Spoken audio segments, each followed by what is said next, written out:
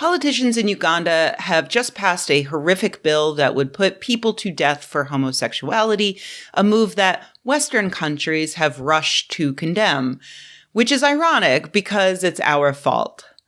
I can already hear the conservatives in the audience, if there are any of you left, complaining, like, oh, sure, everything is white people's fault, right? Even when the democratically elected representatives of an African country passes their own legislation. And yes, just to be very clear, it is white people's fault that all of this happened, thanks to a little thing known as colonization and another little thing known as Christianity. Way back in 1862, the king of Buganda, which is a large kingdom in modern-day Uganda, that's what Uganda's named after, Mutisi I was faced with a growing threat from traders, missionaries, and colonizers from both Europe and Arabia that were all pushing at his borders. He solved this problem by inviting all three warring religious factions, which were Muslim, Catholic, and Protestant, to send their missionaries in, at which point he just pitted them all against each other and thus held them in this delicate balance. Unfortunately, Mutisa soon died quite suddenly, leaving his 16-year-old son in charge. Historians suspect that he died of hepatitis, but apparently the Christian missionaries proclaimed that he died due to committing acts of sodomy. I say apparently because I've seen this referenced a lot online in various places, but I have yet to see the original source letters from those missionaries, so I'm taking that with a grain of salt. But it is established that the people of Buganda had a fairly liberal view of homosexuality prior to that first contact with the Christian missionaries. Mutisa's son, Mwanga II, was almost certainly bisexual, as he had 16 wives, but also a collection of male pages for fun times. Unlike his father, the young Mwanga saw the missionaries as a huge threat to the sovereignty of Buganda, and he immediately started clearing house. He was particularly suspicious of both of the Christian sects. As Henry Morton Stanley wrote in 1890, to his distorted view, the missionaries were men banded together for the undermining of his authority, for sapping the affections and loyalty of his subjects, and for ultimately occupying the whole of Buganda. Was it, Mr. Stanley? Was it distorted? Oh, to have 140 years of hindsight. While Mwanga was obviously very correct about his fears, his response to his suspicions was not the smartest, politically speaking. I mean, he was a teenager, so you can't expect ingenious policymaking, but at the very least, he probably should not have defaulted to genocide. He ended up having dozens of Christian converts in his court murdered, and one prominent missionary wrote an account that has colored that event ever since.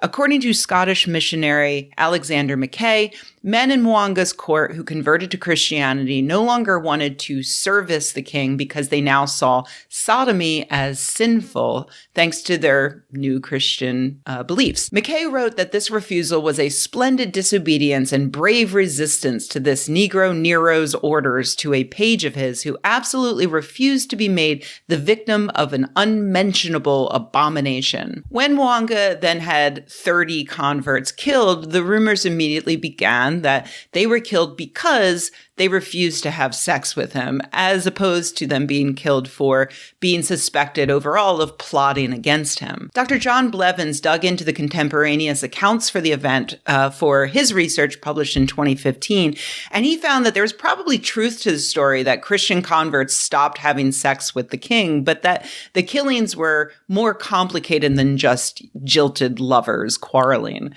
In any event, the story makes a few things clear. That male bisexuality was tolerated, if not commonplace, in pre-colonial Uganda, that homophobia was probably not commonplace, and that European Christian missionaries began their takeover of central Uganda with homophobia. The religion and the hatred are inextricably linked. The Christians did eventually drive Mwanga from the throne. The Imperial British East Africa Company took control, and the British Empire ruled Uganda for the next 60 years or so. In 1963, Uganda finally regained independence, but by then the country was almost entirely Christian, and the homophobia of those first missionaries remained. Lest you think Westerners' impact on the country's LGBTQ populations ended there, allow me to offer the information that no, it somehow got even worse. For decades, American evangelicals have been sending missionaries to Uganda to hammer home the message that homosexuality is an unforgivable sin that must be wiped from Uganda. In 2009, Ugandan human rights activists drew attention to the growing problem of people like Reverend Rick Warren of California's Saddleback megachurch coming to the country to preach that homosexuality is akin to pedophilia. Sure enough, soon after 3 American evangelicals held a conference in Uganda on the gay agenda and met with local legislators, one Ugandan MP introduced a bill to criminalize homosexuality and punish offenders with the death penalty. That punishment was lessened to life in prison, and it was passed through Congress and signed into law by the president. Luckily, a few months later, a court ruled that it was invalid. A Pan-African newspaper pointed out that tabling a bill in Ugandan parliament is an expensive operation, and the man who introduced it wasn't necessarily flush with cash. They write, there is evidence to suggest that support for Bahati's bill has come from extreme right Christians in the United States of America who are working through allied churches and parliamentarians in Uganda. They suggest that the support wasn't just spreading that homophobia, but actually offering the finances required to get that bill to a vote. That bill ultimately failed in court, but the Christian homophobes remained undeterred, leading to the passage of a similar bill this month, the Anti-Homosexuality Bill of 2023, which only 2 Ugandan MPs voted against. This bill goes back to life in prison for homosexuality and the death penalty for aggravated homosexuality, which includes having sex with anyone over the age of 75. Promotion of homosexuality is punishable by prison time and a fine. It's now going to the president to either pass or veto, and he has been supportive of the bill up until now. It's truly heartbreaking for the Ugandan people, and it's a wake-up call for Americans. These same evangelicals want this to happen here. Sure, when the New York Times reaches out to them for a comment, they pretend to be aghast at what's happening in Uganda, but remember how many of them also pretended to be opposed to the outlawing of abortion until they overturned Roe v. Wade?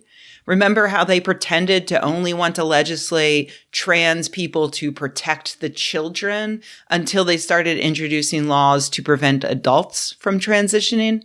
It's the wedge, they will keep pushing and pushing on that wedge until they get everything they want. And if you are in any way queer or a minority or a woman or someone in an interracial relationship or someone in an interreligious relationship or disabled, you must know this. They are coming for you next. They won't stop by getting rid of same-sex marriage. They will not stop until they are able to pass similar laws to what they are passing in Uganda.